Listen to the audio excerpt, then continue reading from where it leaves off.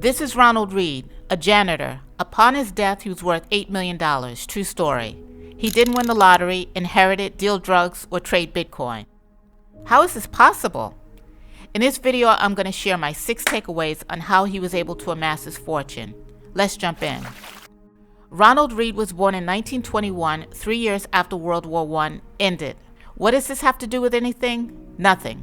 I was trying to impress you. Ronnie, as they called him in high school, grew up in rural Vermont. To get to school, he either hitchhiked or walked 4 miles each way. After he graduated from high school, he enlisted in the Army during World War II. When he was discharged from the Army, he went back to Vermont, where he worked at a gas station. There, he met his future wife. He and his family moved into a house he bought for $12,000. He worked at the gas station for 25 years, briefly retired, then worked part-time as a janitor for another 17 years. When he died in 2014, he gave $4.8 million to the local hospital, $2 million to his family, and $1.2 million to Brooks Memorial Library in Vermont. How did he do it? Number 1, spend less than you earn. Reed was famously frugal. He walked around with clothing he pieced together with safety pins. He went to Friendly's often, and one day a patron offered to buy his meal because the patron didn't think he could afford it. He sometimes parked his Toyota Yaris far away from his destination to avoid paying the parking meter. Reed took his frugality to an extreme. You don't have to. Whether you make lots of money like athletes, artists, investment bankers, or bring home far less as a janitor, this rule still applies. You must spend less than you earn. One framework I find useful is 50-30-20. Spend 50% of your take-home on needs like housing, food, and utilities. 30% goes towards savings and investments, and 20% on hobbies and fun. You can play with these percentages. For example, if you're up to your eyeballs in debt, you may reduce the 20% down to 0 to get rid of your debt. The point is to make a plan to ensure that you have enough money left over to invest and save. Number 2, in the investing world, simple beats complicated. Take it from billionaire investor Warren Buffett. Charlie and I don't like difficult problems. We'd rather multiply by 3 than by pi. It's just easier for us. Buffett says you don't need to jump over 7-foot bars. Outside of investing, you get rewarded for doing hard things like climbing the tallest mountain, solving difficult math equations.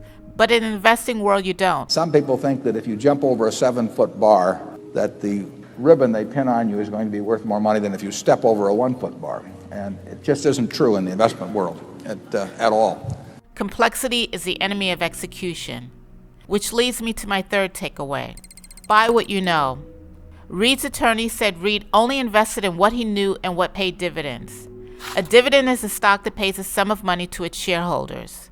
Not all stocks pay dividends, but Reed only bought stocks that did and companies he understood, like Procter & Gamble, Wells Fargo, and Smuckers.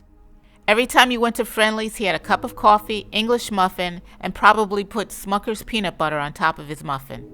Number 4, patience beats returns.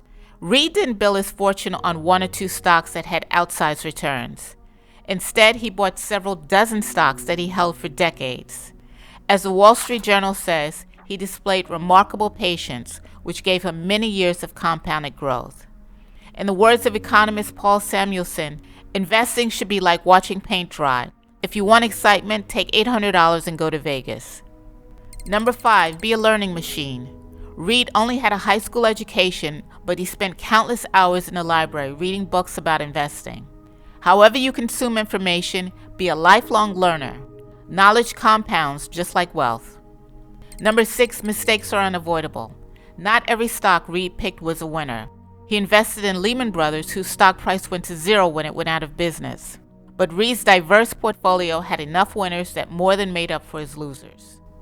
Morgan Housel, author of The Psychology of Money, said, Reed took what tiny money he had, invested in the stock market, and left it alone for decades. That's it. But from personal experience, I can tell you, it works. Is there another path to wealth? According to MJ DeMarco, there is. In fact, there are 3 paths. The sidewalk is for people who are income rich or income poor.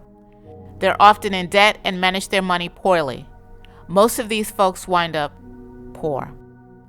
The slow laners are people like Ronald Reed. But they can also be income rich, like doctors and investment bankers. Their path relies on frugality or good money management and stock market returns, and it takes decades. DeMarco calls this the mediocre path. It may lead to wealth, but you'll be the richest person in your retirement home. Yikes! Wait a minute. Then there's the fast lane, which relies on leverage and optimizing business systems. The fast lane enables you to get rich quick. Wait, what? In my next video, I'll tell you what DeMarco says about the fast lane.